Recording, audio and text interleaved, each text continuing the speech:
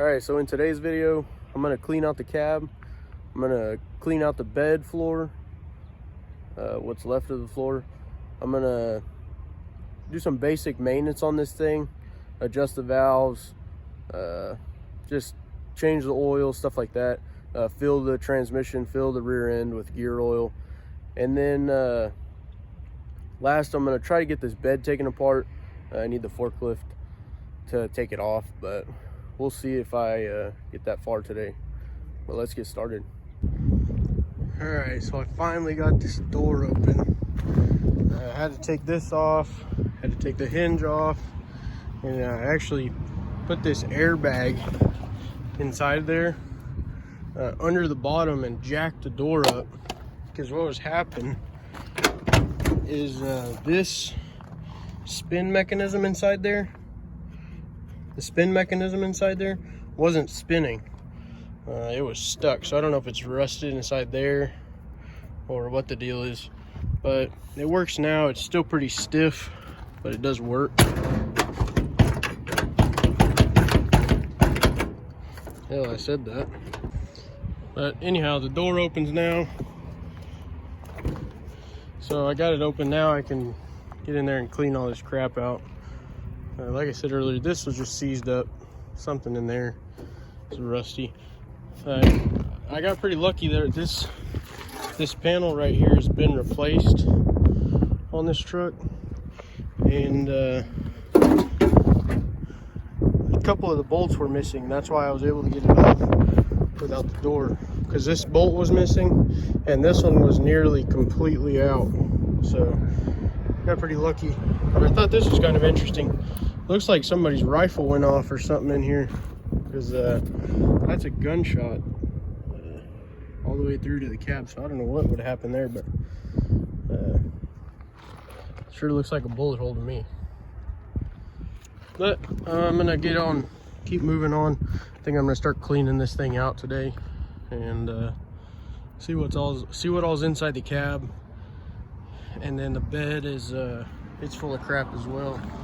So the bed, I tried to get rid of these transmissions before I took it. I don't know what this is, like a SM465 or something. And then that one over there, I'm not sure what it is either.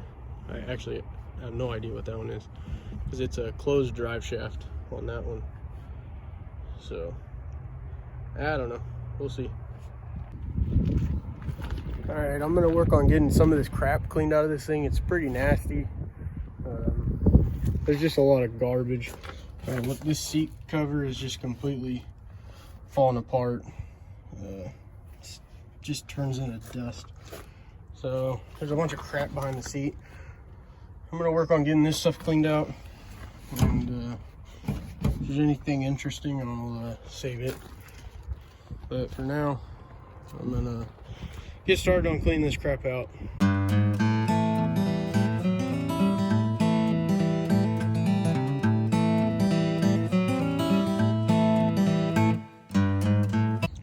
Well, after cleaning this truck out, I didn't find anything in it. I haven't cleaned all the little stuff out, but these were in the bed. Set of seat belts. There was let's see, a couple of gas pedals, which is actually missing, so that'll be good. There's these I took off. A fire extinguisher that's empty. There's a whole bunch of these Hornets all up around there, and then registration paper,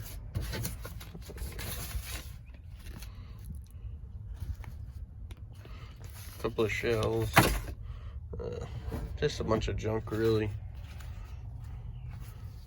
So there was, I don't know, there's just an old key switch and the alternator, gas cap. I don't know, there's just a bunch of garbage really. There's nothing good in the back. The only cool thing that I've noticed is that like the other truck, this does still have the build sheet in it, which is kind of cool. It's pretty much destroyed, but it is still there, so that's kind of cool. Also, there was this bucket of crap, just a bunch of extra parts and a broken rocker shaft, rocker assembly. But that's about it. There wasn't nothing good. So now I'm gonna work on getting some of this garbage out of here. If I'm gonna shorten this bed, I really need to get this crap cleaned out and get this bed off. So I'm gonna start cleaning the crap out right now, and then we'll go from there. Hopefully here in a little while I'll have access to a forklift and try to get this bed off. But if not, there's still some other things I need to do, and I'm gonna top off the gear oil, just make sure I have gear oil in it before I drive it, in the transmission and the rear end. And then yeah, hopefully once I get this garbage out of here and it's not gonna be falling through the bottom of the bed, I'll be able to drive this thing today. So see what happens.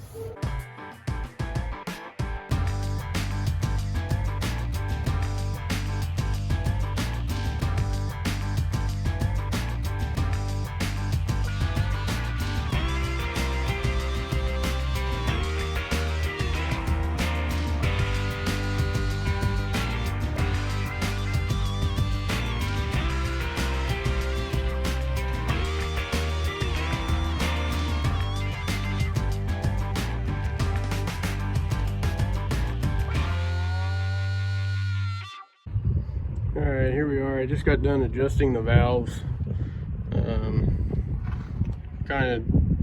I think the factory settings are a little loose, but also the other day when I was here, I changed the oil in this thing and I just put some 1540 in it, and then I changed the oil filter. There was a lot of sludge and crap in that thing, so I changed that out, and yeah, it didn't seem to stop the smoking. I thought the oil was a little thin, but I don't know, it didn't do anything. So I also took the spark plugs out, and I didn't replace them, but I used a spark plug cleaner and tried to clean them up a little bit. It didn't really help. They're so nasty that it didn't clean hardly anything off of them. But I also did a compression test on this thing when I had the plugs out the other day, and actually it doesn't look bad.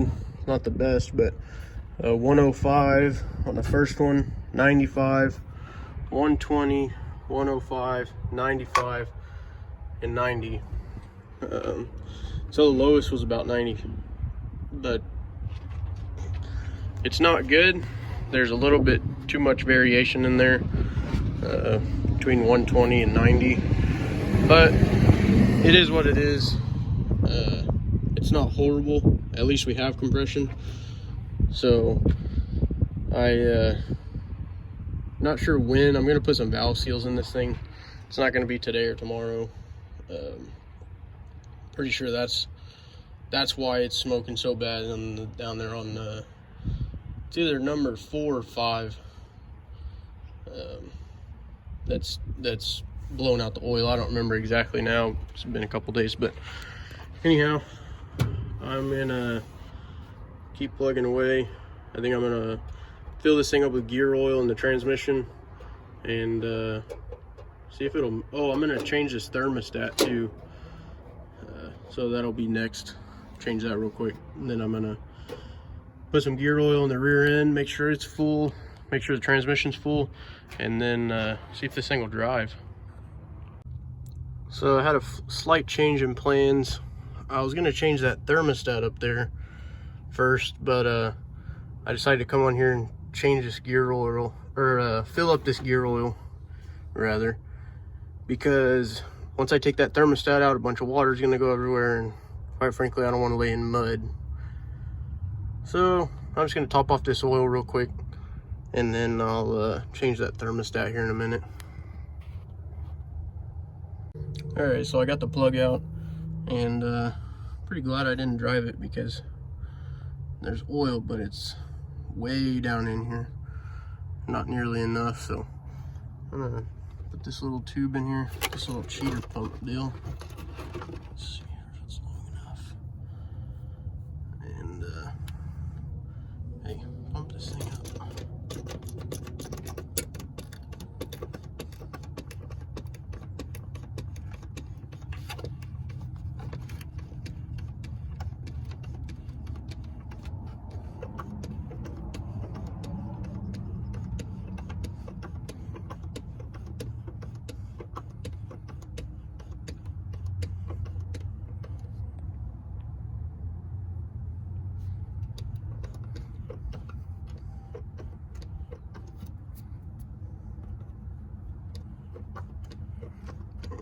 As you can see, it's taking quite a bit of oil.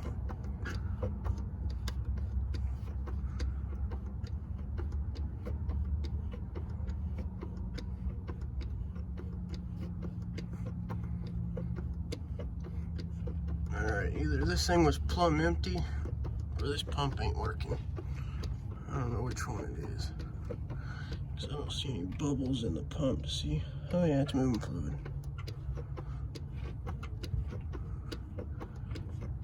Hey, hopefully I got enough gear oil for the rear end too.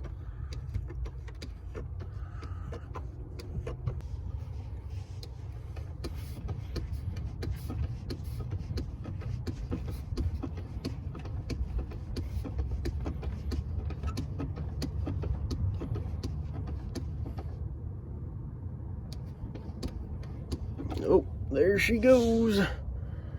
It's full.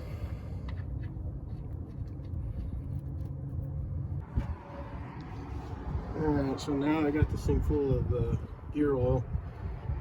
I'm gonna get this thermostat changed. I know it's stuck because the temperature never changed.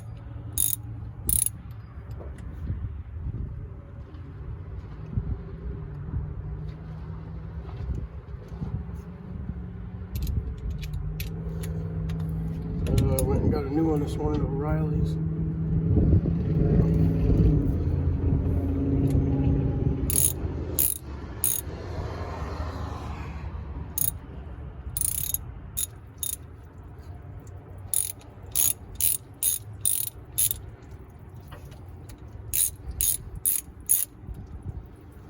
This is just, ooh, looks like it did have antifreeze. Oh shit.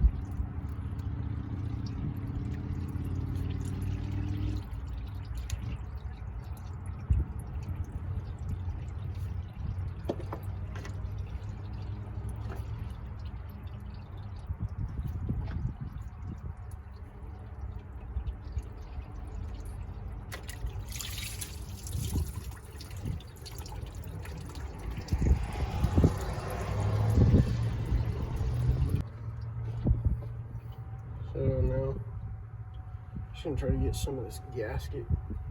Try to get as much as I can cleaned off of here.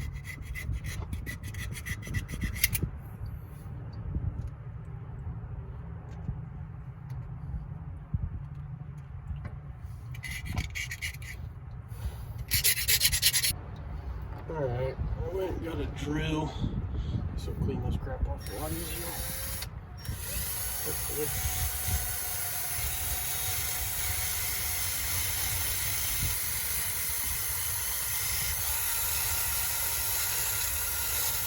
Ow. I'm gonna clean it off so I don't beat my hand off.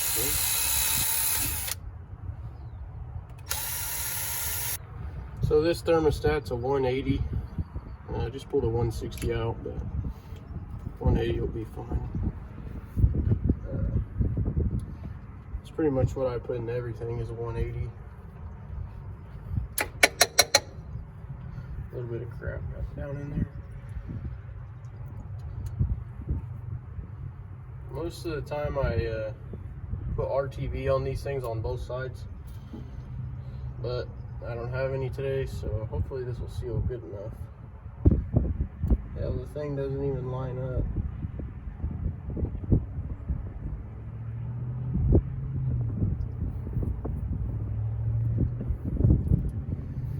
Hopefully it lines up enough. We shall see. Get that. Probably should hit these with the wire wheel real quick. Stick this with the drill. Some of that crap out of the threads.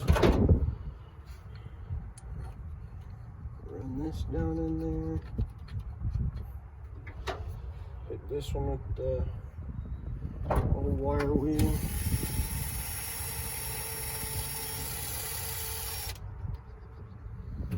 This to get some of that crunchy stuff out of there. Then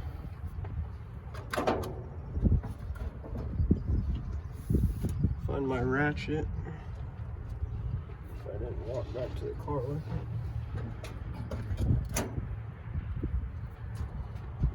It would appear that, oh, there it is. Stepping on it.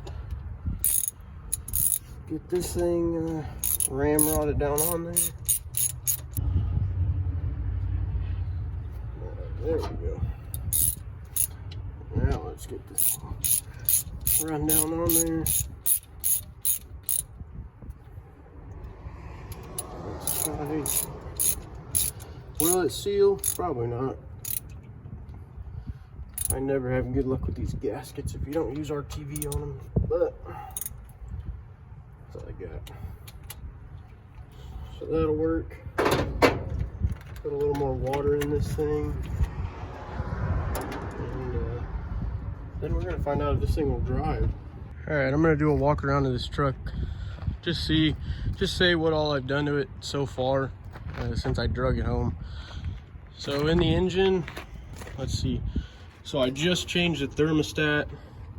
It's got a 180 thermostat in it now. I filled it back up with water. I checked the compression on it and it's decent. It's not the greatest. I set all the valve lash to factory. I think it's a little bit loose in my opinion, but we'll see what it sounds like. I haven't started it yet since then. I disconnected the tank down there and just hooked it into this jerry can here. What else? Oh, we took the distributor apart, cleaned the points, and yeah, just with a razor knife, and then cleaned the rotor also with the razor knife. The carburetor seems all right. It actually doesn't leak nearly as bad as I figured it would, but you know, as soon as I say that, it'll start leaking. I changed the oil in this thing. I also changed the filter. So just earlier, I got underneath the truck. I added gear oil to the transmission, which was completely empty. There was basically nothing in it. It took I don't know, half a gallon or so. And then I filled up the rear end, which was also pretty low. It wasn't completely empty, but it was pretty low. So now the next thing I'm gonna do is gonna see if this thing will run and see if it moves. I know it doesn't have brakes because I tried the brake pedal and the brake pedal just goes to the floor. I think the piston inside the master cylinder is stuck, so might try to take that apart later and see what happens. The inside of the master cylinder doesn't look horrible. I've seen a lot worse, so I don't know. The brake lines aren't horrible, not the best, but they're kind of rusty. But the version of California rust out here and what people deal with back east is a lot different. So what I consider rust, some people would consider probably brand new brake lines. But so yeah, we're gonna see if this thing will move under its own power.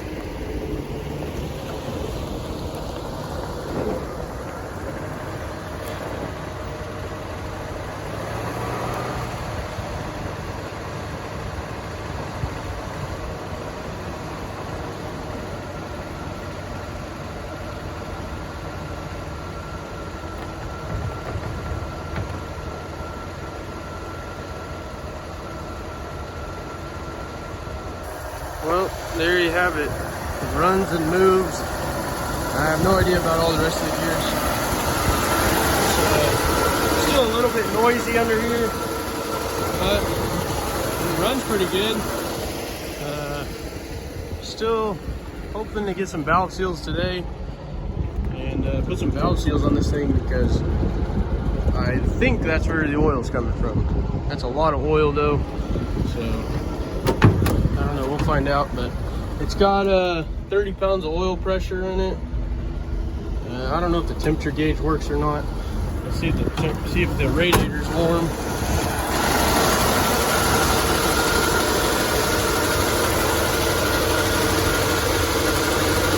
I don't think the engine's warmed up yet.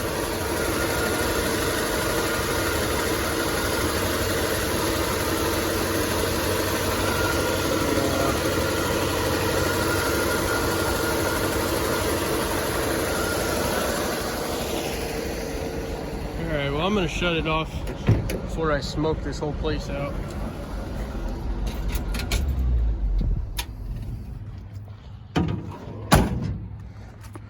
But there you have it. It runs and moves on its own. I'm not sure how far it moves. Definitely doesn't have brakes. I tried to step on the brakes more than once, and it did absolutely nothing. So, e-brake works though. So, I don't know, we're making progress. So now I need to decide. I'm gonna get those valve seals. I don't know if I'll do that today or not, but yeah, I guess the next thing is to take the bed apart. And once I get the bed apart, or once I get it off, I guess I'm gonna take it apart. It's not gonna be much to take apart because everything's already out of it, but I'll take it apart and then start chopping on this thing. So the way you get these tailgates off on these trucks is just take these two hinge bolts out on either side. You don't have to take them both out, but you take out one side and then just lift it up, and it's out. So to take these bed sides off in the back, it looks like there's just a little weld right there. that you have to cut. And then down here in this little crevice, there's a weld.